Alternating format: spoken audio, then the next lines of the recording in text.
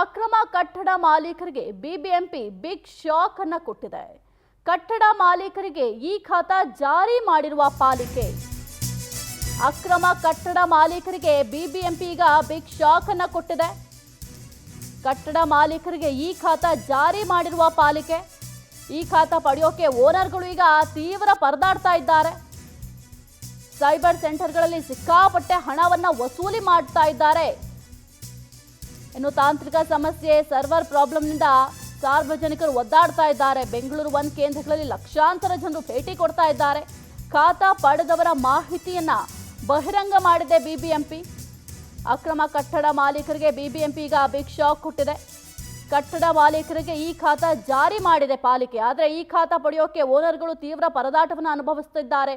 ಸಾಕಷ್ಟು ಹಣಕ್ಕೆ ಬೇಡಿಕೆ ಇಡ್ತಿದ್ದಾರೆ ಅಂತ ಆಕ್ರೋಶವನ್ನು ಕೂಡ ವ್ಯಕ್ತಪಡಿಸ್ತಾ ಇದ್ದಾರೆ. ಇನ್ನು ಸೈಬರ್ ಸೆಂಟರ್ಗೆ ಹೋದ್ರೆ ಕೆಲವೊಂದಿಷ್ಟು ತಾಂತ್ರಿಕ ಸಮಸ್ಯೆ ಆಗ್ತಾ ಇದೆ, ಮತ್ತೊಂದು ಕಡೆ ಸರ್ವರ್ ಪ್ರಾಬ್ಲಮ್ ಆಗ್ತಾ ಇದೆ, ಮತ್ತೊಂದು ಕಡೆ ಸಿಕ್ಕಾಪಟ್ಟೆ ಹಣವನ್ನ ವಸೂಲಿ ಮಾಡ್ತಾ ಇದ್ದಾರೆ ಅಂತ ಓನರ್ಗಳು ತೀವ್ರವಾಗಿ ಆಕ್ರೋಶವನ್ನು ಕೂಡ ವ್ಯಕ್ತಪಡಿಸ್ತಾ ಇದ್ದಾರೆ. ಇನ್ನು ಖಾತಾ ಪಡೆದವರ ಮಾಹಿತಿಯನ್ನು ಕೂಡ ಈಗಾಗಲೇ ಬಿಬಿಎಂಪಿ ಬಹಿರಂಗಪಡಿಸಿದೆ.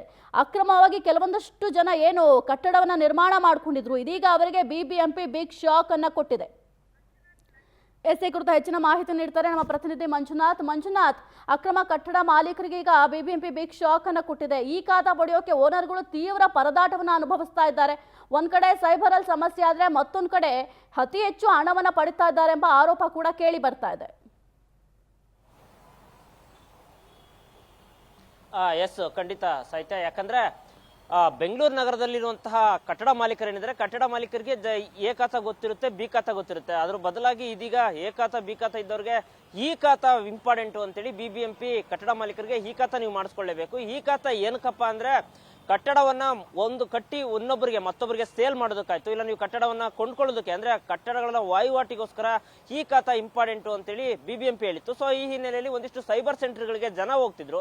ಸೈಬರ್ ಸೆಂಟರ್ಗಳಲ್ಲಿ ಈ ಖಾತಾ ಪಡೆಯಲು ಒಂದಿಷ್ಟು ಲಕ್ಷ ಹಣ ಕೂಡ ಅಂದ್ರೆ ಸಾವಿರಾರು ರೂಪಾಯಿ ಹಣ ಕೇಳ್ತಾ ಇದ್ರು. ಸೊ ಹೀಗಾಗಿ ಬಿಬಿಎಂಪಿ ಅಧಿಕಾರಿಗಳೇ ಬೆಂಗಳೂರು ಒನ್ ಕೇಂದ್ರದಲ್ಲಿ ಕೇವಲ 45 ರೂಪಾಯಿಗಳಲ್ಲಿ ಈ ಖಾತಾ ಸಿಗಬೇಕು ಅಂತೇಳಿ ಬೆಂಗಳೂರು ಒನ್ ಕೇಂದ್ರಗಳಲ್ಲಿ ಟ್ರೈನಿಂಗ್ ಕೊಟ್ಟು ಕಳೆದ ವಾರ ಈ ಖಾತಾವನ್ನ ಕೊಡಿ ಅಂತ ಹೇಳಿತ್ತು. ಸೊ ಆ ನಿಟ್ಟಿನಲ್ಲಿ ಜನರು ಬೆಂಗಳೂರು ಒನ್ ಕೇಂದ್ರಗಳಿಗೆ ಬರ್ತಿದ್ರು ಕೂಡ. ಸೊ ಅಲ್ಲಿ ಸುಮಾರು ಇದುವರೆಗೆ ಕಳೆದ ಒಂದು 8-10 ದಿನಗಳಿಂದ ಸುಮಾರು 53 ಲಕ್ಷ ಜನ ವಿಸಿಟ್ ಮಾಡಿದ್ದಾರೆ ಸೈಬರ್ ಸೆಂಟರ್ಗಳಿಗೆ.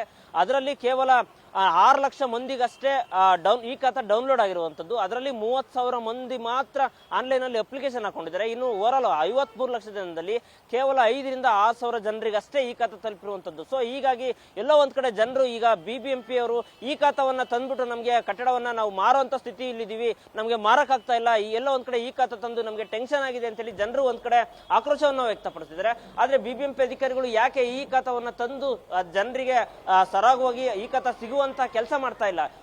ಕೆಲವೊಬ್ರು ಸೈಬರ್ ಸೆಂಟರ್ಗಳಿಗೆ ಹೋದ್ರೆ ಒಂದಿಷ್ಟು ತಾಂತ್ರಿಕ ಸಮಸ್ಯೆ ಜೊತೆಗೆ ಲೋಪದೋಷಗಳು ಕಂಡುಬರ್ತವೆ. ಸೊ ಹೀಗಾಗಿ ಬೆಂಗಳೂರು ಒನ್ ಕೇಂದ್ರಗಳಲ್ಲಿ ದಿನನಿತ್ಯ ಸಾವಿರಾರು ಜನ ಹೋಗ್ತಿದ್ದಾರೆ ಈ ಖಾತಾವನ್ನ ಪಡೆಯೋದಕ್ಕೆ. ಈ ಖಾತಾವನ್ನ ಪಡೆಯೋದಕ್ಕೆ ಲೋಪದೋಷಗಳು ಉಂಟಾಗ್ತವೆ, ಜೊತೆಗೆ ಒಂದಿಷ್ಟು ಸಮಸ್ಯೆಗಳು ಎದುರಾಗ್ತವೆ. ಸೊ ಆದ್ರೂ ಕೂಡ ಬಿಬಿಎಂಪಿ ಅಧಿಕಾರಿಗಳು ಎಲ್ಲ ಒಂದ್ ಕಡೆ ಕಣ್ಮುಚ್ಕೊಂಡು ಕೂತ್ಕೊಂಡಿದ್ದಾರೆ.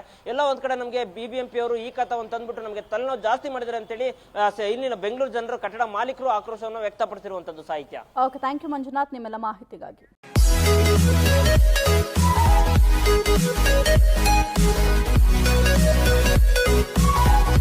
Thank you.